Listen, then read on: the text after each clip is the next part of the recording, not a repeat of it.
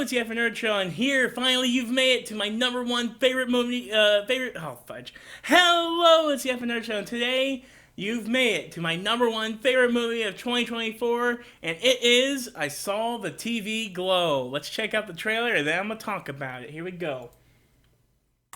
I know this might sound crazy. I don't want to alarm you. Do you remember a TV show we used to watch together? It was called... The Pink of Fave? Yeah. Do you watch?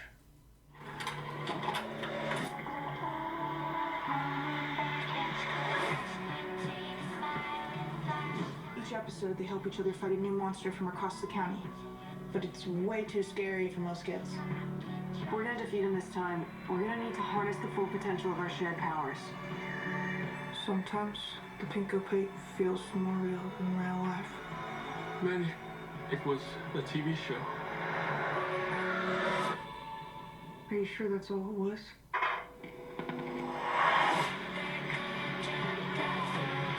I like girls, you know that, right? Totally, that's fine. What about you? Do you like girls?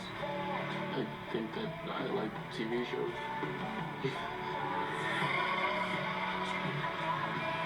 It's our destiny. How can I have a destiny? Something's wrong. This isn't how life is supposed to be. Tell me you know it's true. Maddie, it's just the suburbs. Seems like you're always somewhere else lately. Maddie disappeared without a trace. Only found was her TV set burning in the backyard. I told myself I made the right choice.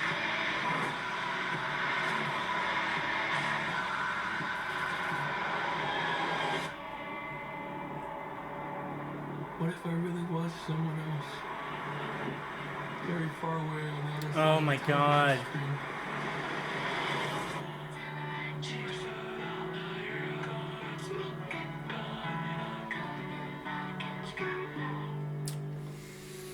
I'm gonna cry a little bit. I Saw the TV Glow is such a god dang great movie. Oh, what I love about it so much is like, how can I verbalize it? So first of all, I've been on a David Lynch thing this entire last 2024 year. I still got one more video I gotta do on that, and it'll be the end of that entire journey, I think. But I Saw the TV Glow obviously has some heavy David Lynch, and especially Twin Peaks The Return vibes, visuals, like the scene with his head in the effing TV and the sparks coming out, and oh my god, that scene was nuts. This movie has some great energy, some great kind of coming of age indie movie energy, but what I love about it is like it keeps that in a way until it feels like it's too late. So like I'm gonna briefly say what the plot is thinly about, and I'm not going to try to say too much. But basically, these two kids bond over this TV show that they love very much, and eventually one of the kids disappears for a long time and then comes back. And that kid is like, hey, remember that TV show we used to love and watch all the time? What if we were actually the characters in that show?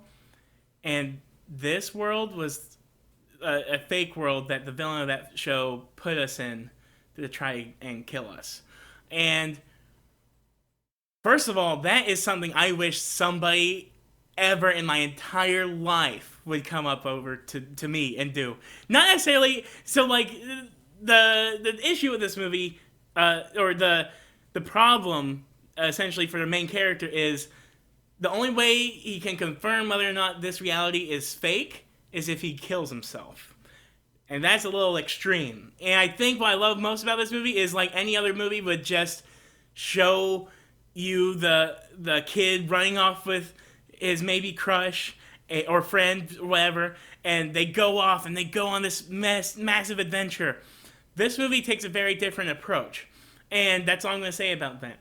But what I love about it the most is, like, it does have that sense of wonder. It has these, very relatable, especially if you're like a kid at school who, you don't really know what's going on.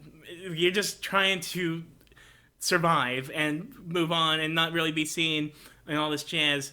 But then it looks into this sort of dark future of, okay, well, what happens if you spend your entire life just trying not to be seen and just not trying to be the thing you've always wanted to be? And yes, this movie is a trans allegory, but I think what makes it elevated above that is that it's taking these themes I think are common amongst everybody in society, especially people who do feel ultimately super unfulfilled. And if you, by taking that idea, an idea that a lot of people can relate to, I think it does a great job of helping to translate it to the trans experience, to like people who just really don't want people that they know to transition. It's like, well, take the thing you've always wanted to do ever in your life and pretend you just refuse to let yourself do it. And I also think it's a big wake-up call to people who do that, who have always wanted to do something and they never ever have done it. And this movie is screaming, pleading, begging them to, whatever that is, do that thing. Do the thing you always wanted to do so you can feel more fulfilled in yourself. And that's the message that I think is it hits so strong. There's a part in this movie, and even watching the trailer, I was about to have like a panic attack, where this guy is just like, I'm not gonna say it, but it made me feel like I myself was gonna die right here, and like, just that thought terrified me.